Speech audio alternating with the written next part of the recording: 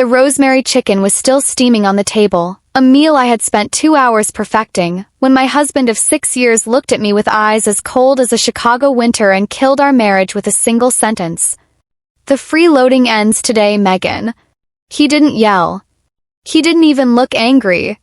He just sat there in a $3,000 suit I had picked out for him, sipping wine I had paid for, and told me I was a parasite. He'd just been promoted to senior VP, and instead of a thank you for the 6 years I spent building the foundation he stood on, he gave me an ultimatum: separate bank accounts, a 50-50 split on every cent, and a total withdrawal of his support. He thought he was cutting loose a burden.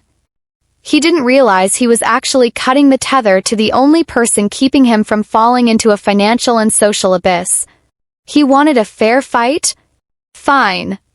I decided right then to give him exactly what he asked for, and I knew that within 3 weeks, he'd realize that the freeloader was the only reason he had a life worth living at all. Kitchen felt smaller after he spoke. For 6 years, this apartment had been our sanctuary. I had chosen the paint colors, scrubbed the floors, and curated every piece of furniture to reflect the successful executive image Luke wanted to project. I was a teacher at a prestigious private academy, a job he once called noble but now clearly viewed as unprofitable. "I'm moving my direct deposit to a personal account tomorrow," Luke said, leaning back. His promotion had come with a 30% raise, and it seemed that extra money had acted like a solvent, dissolving his memory of our partnership.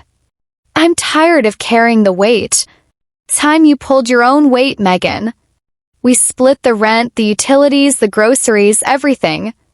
Down to the penny. I placed the dish towel on the counter. My heart wasn't racing, it was turning into stone. 6 years, Luke. I've managed every bill, every holiday, every repair. "You think I'm a freeloader?" "I think you're comfortable," he retorted. "And I'm the one paying for that comfort. My mother was right. I need to protect my assets." Patricia. I should have known. My mother-in-law had been whispering in his ear for months, treating our marriage like a corporate merger where I was the underperforming subsidiary. She wanted a daughter-in-law who worshipped her son, not one who worked a little teaching job and expected a seat at the table. "Fine," I said, my voice terrifyingly calm. 50-50. Starting now. We go to the bank on Friday. Luke smiled. It was the smile of a man who thought he'd just won a negotiation. He had no idea he'd just signed a confession of his own incompetence. Luke thought he knew my finances.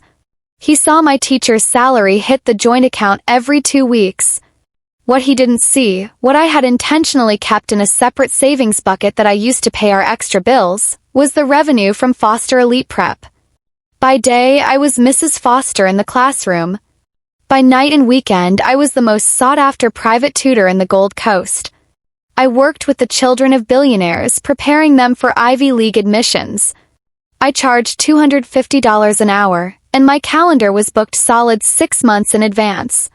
Over the last 6 years, I had quietly funneled nearly $400,000 into our joint life.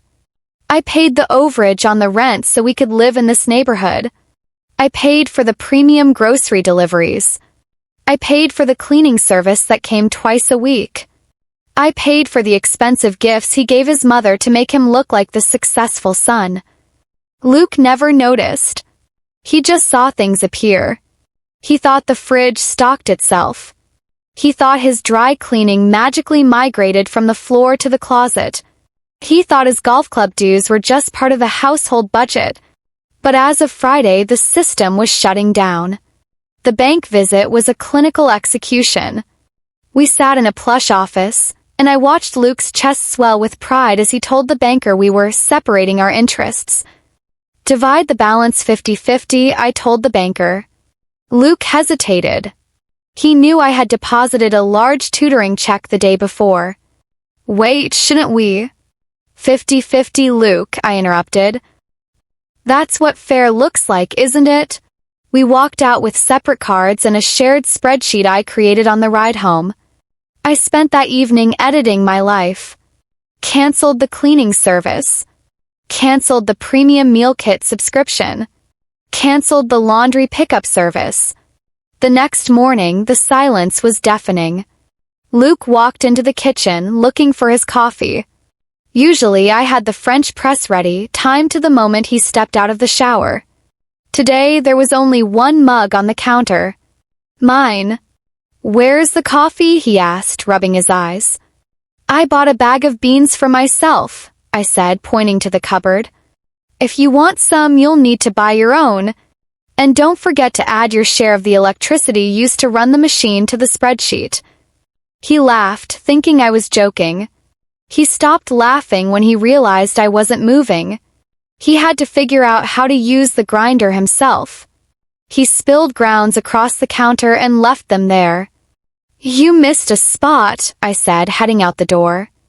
"If I clean that up, I'm charging you a $15 maintenance fee." Your choice. By the end of the first week, Luke was unraveling.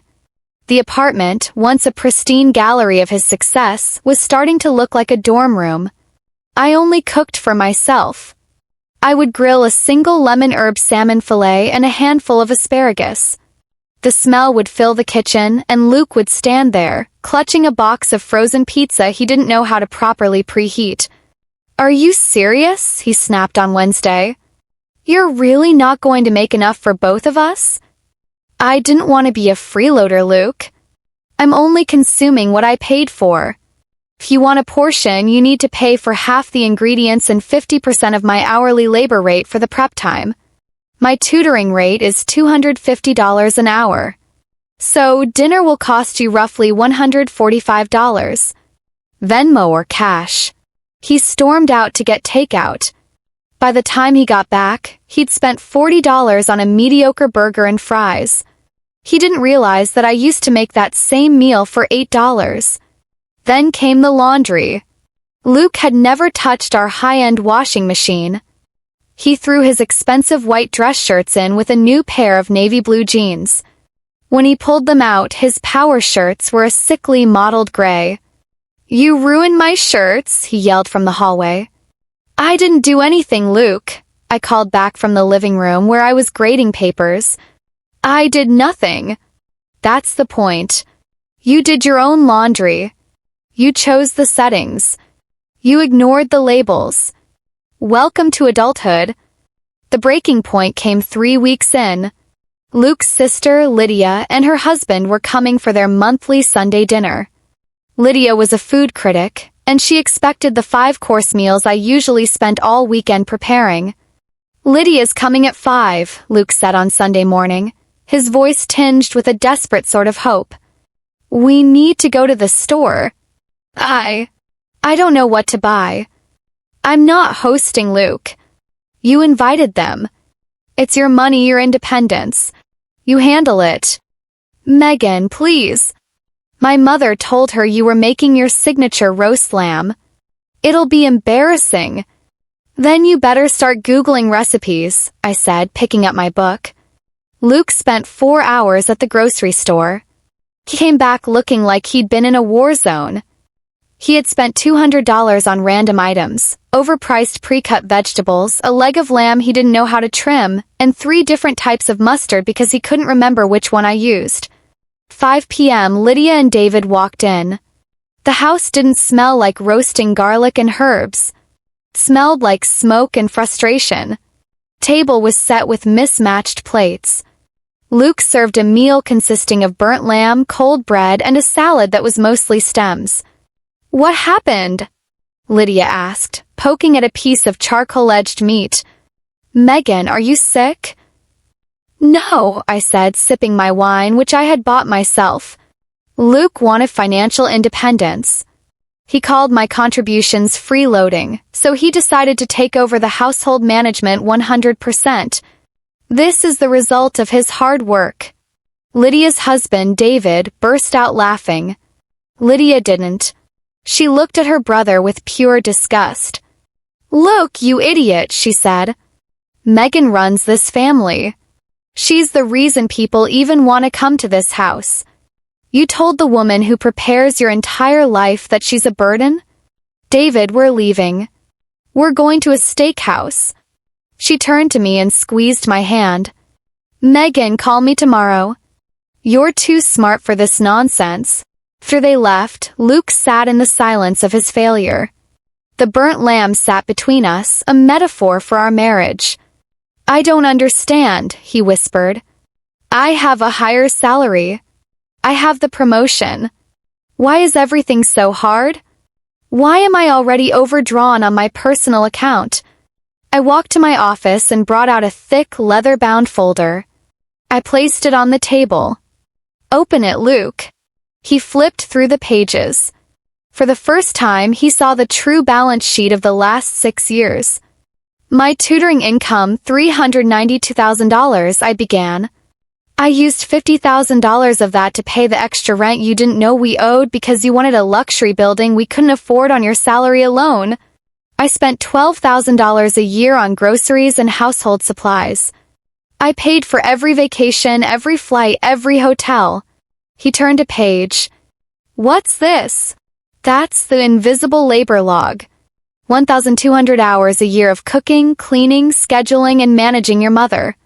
If I had charged you for that at even a basic concierge rate, you would owe me another $200,000. You called me a freeloader, Luke, while I was effectively subsidizing your entire existence. His face went from pale to ghostly. I thought my salary covered it. Your salary covers your suits and your ego, Luke. It never covered our life. The next day, Patricia called. She didn't know about the folder. She only knew that Luke had sounded distressed on the phone. Megan, dear, she said, her voice dripping with that familiar condescension. Luke tells me the apartment is a mess. Really, you should be more supportive now that he's a senior VP. A wife's job is to ensure he can focus on. Patricia, I interrupted. The bank account you told Luke to protect was actually being funded by me. I've stopped paying for your birthday cruises. I've stopped paying for the premium nursing care we set up for your sister. And I've stopped paying for the image of your son. Silence. If you want to keep whispering in his ear, you can start paying his bills, I said. Because as of today, I am officially retiring from the business of being Luke's benefactor. Goodbye, Patricia. I hung up. It was the most satisfying sound I'd heard in a decade. Luke didn't leave. He didn't have anywhere to go that he could afford on his own. But he did change. It started with a formal apology. Not a sorry you felt that way apology, but a real gut-wrenching acknowledgement of his arrogance. He spent the next 6 months learning. He learned how to cook 3 basic meals. He learned how to read a laundry tag. He learned how to track the bills he had ignored for years. We stayed on separate accounts for those 6 months. I didn't step in. I didn't save him when he forgot to pay the internet bill and the Wi-Fi got cut off. I watched him struggle, and through that struggle, he finally began to see me. I got offered another promotion today, he said one evening months later.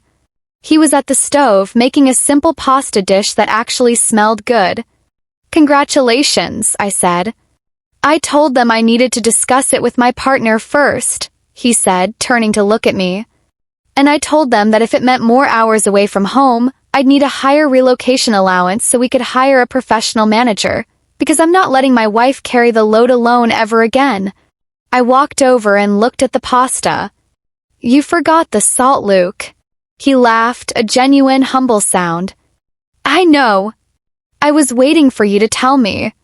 I'm still learning. We eventually went back to a joint account, but with a new set of rules. We both contribute equally based on a percentage of our income. My tutoring business is no longer a secret, it's the pride of our household. Luke's mother is still Patricia, but she stays in her own lane now. She knows that I hold the keys to the kingdom she wants her son to inhabit. Some people think revenge is about leaving. Sometimes it is. But sometimes real revenge is staying just long enough to make them realize exactly what they'd lose if you walked out the door. I'm no longer invisible. I'm no longer a freeloader. I am the strategist of my own life. And if Luke ever forgets that again, I still have the folder. And I still know exactly where the off switch for his life is located. If you're listening to this and you feel invisible in your own home, if you're carrying the world on your back while someone else takes the credit, remember this: you have the power to stop. You have the power to let them feel the weight. 'Cause the moment you stop carrying them is the moment they finally have to look up and see you.